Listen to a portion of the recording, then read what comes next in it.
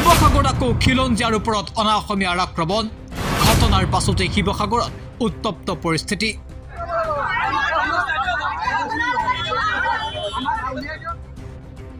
কাৰ সাহসত আকৌ বহিৰাগত আক্ৰমণ কৰিলে অসমীয়া যুৱকক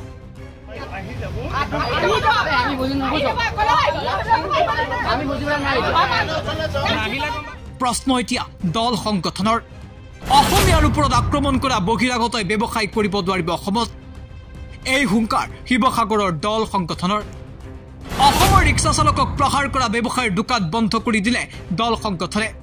মাৰোৱাৰী পত্ৰিত নাছিৰুদ্দিন বৰা নামৰ এজন যুৱকক আক্ৰমণ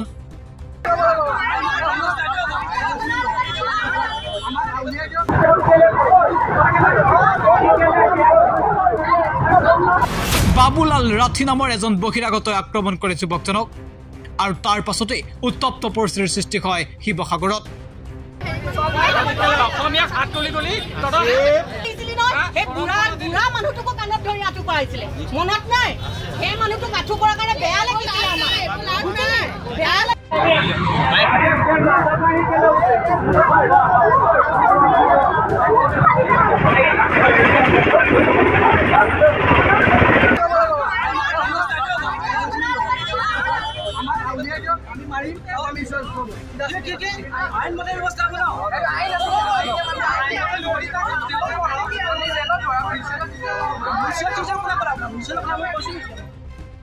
নিশা ঘটনাস্থলীত উপস্থিত হয় শিৱসাগৰ জিলা আয়ুক্ত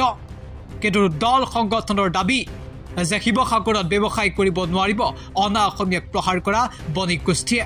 পুনৰবাৰ শিৱসাগৰত এক প্ৰকাৰ উত্তপ্ত পৰিস্থিতিৰ সৃষ্টি হৈছে মাত্ৰ কিছুদিন পূৰ্বে অনা অসমীয়াই এগৰাকী অসমীয়া যুৱতীক প্ৰহাৰ কৰা কেন্দ্ৰ কৰি ব্যাপক প্ৰতিবাদ হৈছিল শিৱসাগৰত কিন্তু সেই প্ৰতিবাদৰ উত্তেজনা শেষ নহওঁতেই পুনৰ এই ঘটনা শিৱসাগৰত আৰু তাৰ পাছত নিশাই উত্তপ্ত পৰিস্থিতিৰ সৃষ্টি হয় শিৱসাগৰত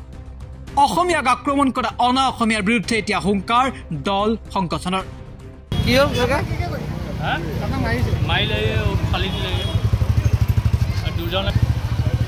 জাতি বৰ্ণ ধৰ্ম ভাষা নিৰ্বিশেষে আমি সকলো লোকে সমিল মিলি আমি বসবাস কৰাটো বিচাৰো যোৱা 13 আগষ্ট তাৰিখে আপোনালোকে গম পায় 13 আগষ্ট তাৰিখে আমাৰ এজনী খিলঞ্জীয়া যুৱতীক অনা অসমীয়াই ৰাজপথত গুৰুলাগুলকে প্ৰহাৰ কৰিছে যাৰ কাৰণে স্বতঃস্ফূৰ্তভাৱে শিৱসাগৰ জিলাৰ প্ৰতিটো জাতীয় জনগোষ্ঠীয় দলঙতে ওলাই আহিছে আৰু এটা আমাৰ শিৱসাগৰ জিলা আয়ুক্ত শিৱসাগৰ জিলা আৰক্ষী অধীক্ষক আৰু অভিভাৱক মন্ত্ৰী ৰণোজ পেগু ডাঙৰীয়াৰ উপস্থিতিত এটা সিদ্ধান্ত গ্ৰহণ কৰা হৈছিলে মাৰোৱাৰী সমাজ আমাৰ ওচৰলৈ আহিছিলে যে আমি সমিল মিলি সকলোকে মিলাপ্ৰীতিৰে বসবাস কৰিম কিন্তু আজি দুদিন অতিক্ৰম কৰাৰ পিছত আজি পুনৰ শিৱসাগৰৰ নগৰত মাছমজিয়াত আমাৰ এজন খিলঞ্জীয়া যুৱকক মাৰোৱাৰীয়ে মুখত ঘুচা মাৰি মুখ ফালি দিছে এটা কথাটো হৈছে তহঁতৰ মাৰ খাবলৈ কি আমি চাই আছো নি তহঁতে বাৰে বাৰে আমাৰ অসমৰ যুৱক যুৱতী আক্ৰমণ কৰিবি আমি মনে মনে বহি থাকিম নি এটা সমাধান হৈ যোৱাৰ পিছত এটা আলোচনা হৈ যোৱাৰ পিছত সম্পূৰ্ণকে সকলোৱে মিলাপ্ৰীতিৰে বসবাস কৰিম বুলি কোৱাৰ পিছত কেনেকৈ কাৰ সাহসত কাৰ শক্তিৰ বলিয়ান হৈ বাৰে বাৰে আমাৰ অসমৰ যুৱক যুৱতীসকলক এই ধৰণে মাৰপিট কৰিবলৈ সাহস কৰিছে গতিকে আজি আমি এটা কথা স্পষ্ট কৰি দিব বিচাৰিছো এই ঘটনাৰ সন্দৰ্ভত আমি 30টা জাতীয় জনগোষ্ঠীয় দল সংগঠনে আলোচনা কৰি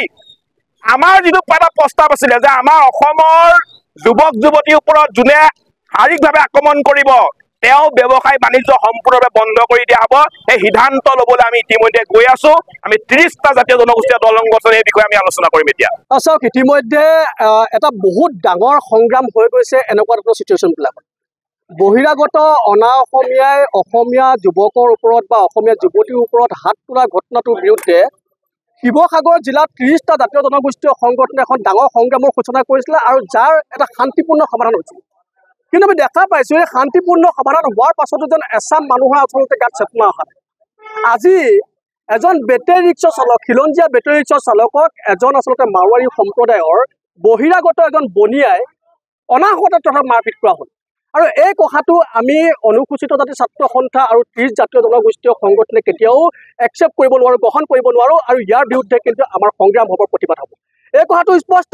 যি পৰ্যায়লৈকে তেওঁলোকৰ আচলতে উচিত শাস্তি নহয় যি পৰ্যায়লৈকে প্ৰশাসনে তেওঁলোকৰ ওপৰত উচিত ব্যৱস্থা গ্ৰহণ নকৰে সেই পৰ্যায়লৈকে তেওঁলোকৰ দুখন দোকান ইয়াত আছে দুইখন দোকান আমি একেবাৰে স্থায়ীভাৱে বন্ধ ৰাখিম আৰু লগতে স্পষ্ট কৰি দিব খুজিছোঁ যে তেওঁলোকৰ এই দাদাগিৰি, তেওঁলোকৰ এই গুণ্ডাগিৰি, তেওঁলোকৰ এনেকুৱা ধৰণৰ আচলতে যিবিলাক অসমত আগ্ৰাসন কৰাৰ, অসমীয়াৰ ওপৰত অত্যাচাৰ চলোৱা যি মনোবৃত্তি, এইবিলাক পৰিত্যাগ কৰক, অন্যথা কিন্তু অসম জ্বলাবলৈ বাৰে বাৰে চেষ্টা নকৰিব, শিৱসাগৰ জ্বলাবলৈ বাৰে বাৰে চেষ্টা নকৰিব, আৰু আমাৰ ধৈৰ্যৰ পৰীক্ষা ল'বলৈ কিন্তু বাৰে বাৰে চেষ্টা নকৰিব। এই কথাটো কিন্তু আমি তেখেতলোকক সকীয়াই দিম। শিৱসাগৰৰ পৰা কেশৱৰ প্ৰতিবেদন, এনি টক্স।